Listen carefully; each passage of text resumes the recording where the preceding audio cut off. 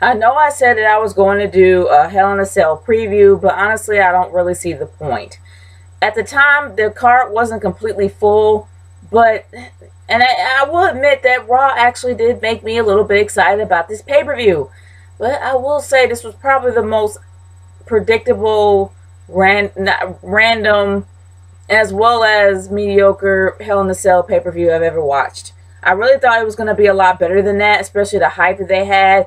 The over the top hype they had about Rusev and Big Show and how great and awesome it was. And also throwing that fake soldier in there for the finishing touch to get people to watch. Good grief. If you go far beyond the Call of Duty to cause controversy, you need to make your match good. And unfortunately, when it came to that match, it fell short. All that hype about the Big Show beating up Rusev, and actually Big Show actually knocked out Rusev several times. So what made it impossible to actually have him win?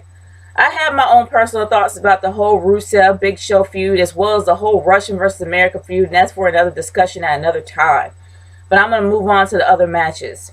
The matches in the beginning, we had the IC Championship match at the beginning, and honestly, I never thought I would ever witness this, but Cesaro outshone Dolph Ziggler. I never thought that could ever happen, but Dolph Ziggler was second place compared to Cesaro. He literally had the most wow moments of the entire night. Not to mention, he should have won the IC belt. Dolph Ziggler had a healthy title reign for the last few weeks, actually for the last few months. He's had a pretty decent title reign. I really feel that it was time for him to drop the belt, but maybe they're waiting for a bigger pay-per-view. I have no idea. But either or, I didn't really agree with the fact that Cesaro didn't win, but that's how it is. Moving on to the Bellas. The Bella feud was ridiculous at best, but the worst thing is they had this ridiculous child. I mean, they had this high school bet that whoever loses will become somebody's slave for a month. Like, you'll be that person's slave for a month. What is this, high school? Come on now. I haven't seen anything like that in a very long time, and I really don't want to see it again. And did anybody really think that Brie was going to win? No. We had a feeling that it wasn't. And after watching Total Divas, I kind of understand now why the feud actually happened. And it's kind of cool how they're merging the two, but that's a whole different thing in itself. I'm talking about review of the show here. But after that ended, we ended up getting the tag team titles of two great competitors that we automatically know is going to put out a great match, which really makes it boring. I'm kind of looking forward to somebody that I haven't seen before that has great chemistry, that can actually wrestle, and they both can. But we've seen these guys fight several times, and I know that they have more than one tag team backstage. They keep having the same guys night after night after night, but for some strange reason, they think that this is something that we want to see. Well, honestly, yeah, that's something I'm going to get into a whole lot later. But you already know these guys going to put out a great show. They end up putting out a great show, and it was just boring. And honestly, I don't want to see the Usos with the title back. I don't. I'd rather see them go heel before they get the title back. But moving on to the crowd. The crowd was somewhat okay. Like, they had their cheering moments, but honestly, I really feel that there was some desperation there. Every 5 seconds and every few matches, whether or not it was three, I think it was like the first 3 matches in between the first match, then the match in the middle, and then the match towards the end, they kept chanting, this is awesome. And I'm like, really, are y'all that desperate to have such a good match that you're going to just cave in to any mediocre match that you see? Some of these matches weren't really all that awesome. They were good, they were okay, they were decent, but awesome? No, I can't say that. I will say that the match between John Cena and Randy Orton is good, and well, I won't say awesome, but had its good and great moments. I say awesome so much. I can't say awesome about that match. I can't. I can't say that the match ended up being great, but I really believe that the entire feud, the whole rivalry between John Cena and Randy Orton was totally overhyped, because they really did fall short. These guys gave it their all, I'm not going to lie, but they were slow. And not to mention, they barely used the Hell in a Cell. They barely used the cell at all. That's the whole purpose of the Hell in a Cell, is to use a cell as a weapon and to make it so completely gruesome and hard for the person to compete. That is what the whole cell is about. And speaking of cells, did anybody notice that they actually had Hell in a Cell in chains on the side of the entire structure? I'm like, we kind of already know what it is. Why are you posting a label on it? That's just ridiculous. It should just be one big giant steel cube. That's what it should be, without a logo or something on it. That's ridiculous. But they had a few matches in between, in my opinion, were completely forgettable, including the match they had with the Divas. Honestly, why you have Paige and AJ Lee out there for a Divas title match? Why? Why even freaking bother? We know these two are going to put on a good match. So we know that Paige is not going to get the title back for a long time because AJ's there. We know this. And Alicia Fox has absolutely no rhyme or reason to even be a diva anymore. She has no purpose in the business. I'm not saying that she's worthless. I'm saying that her character has passed its prime.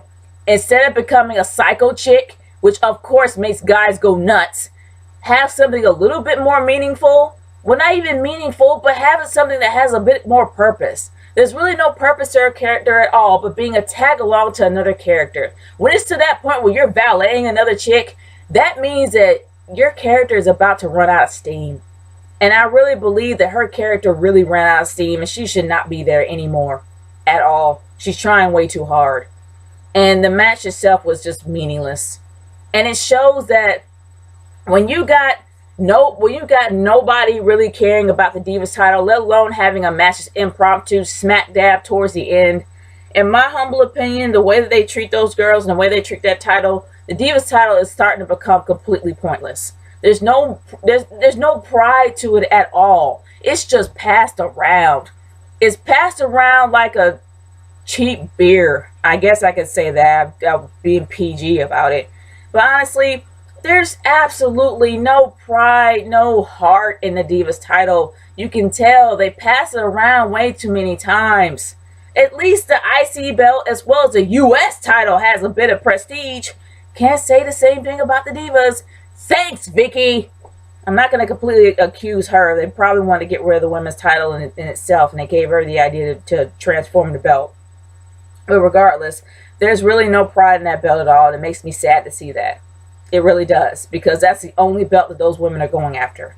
But I'm going to get off my high horse here, and I'm going to go straight to the main event. The one thing that I definitely thought would never happen in WWE history is to make John Cena his match in the middle of the card instead of at the end. I think it was a really great idea to have them at the end, but good grief, what did they do to this match? This match was so hyped up. This match was, it was at the pinnacle of greatness, the pinnacle of awesome. That's where this match was. They hyped it up so high. They even had Mick Foley out there on Raw to talk about this. And what did they do?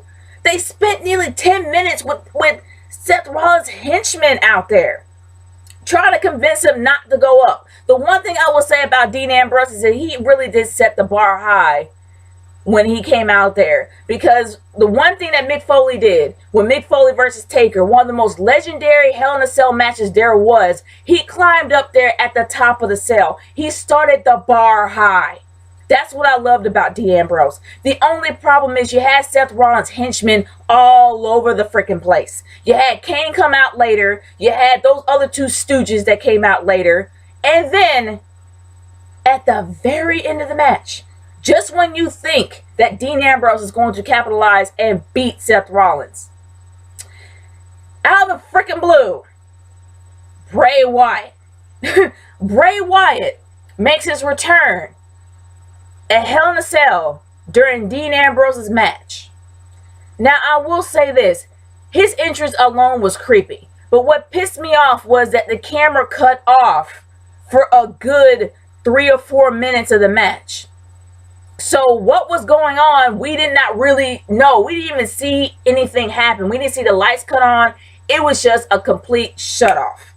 They shut off the camera.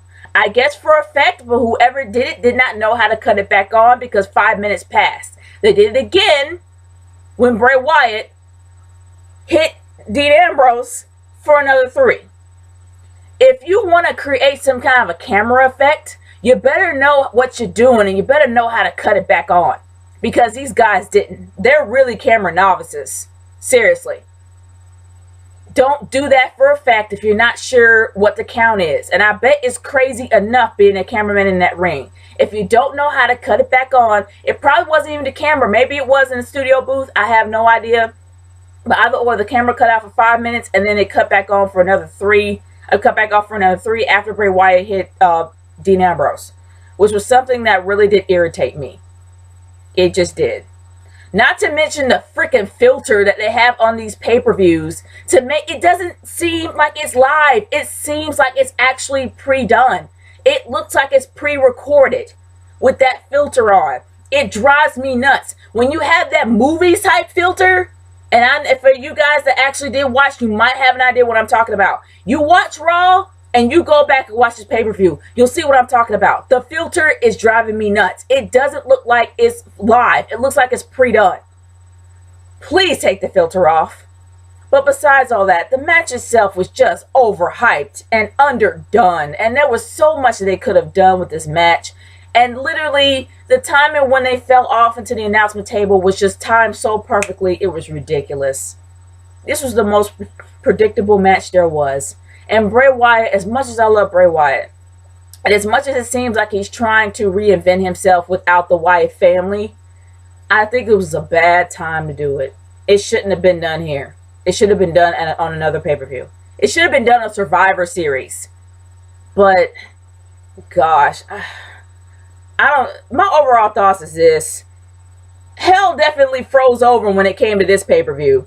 There was nothing all that great of a wow moment except for maybe the IC match. They had a few. But that was it. All you wanted was to wait for the Hell in a Cell match to even start.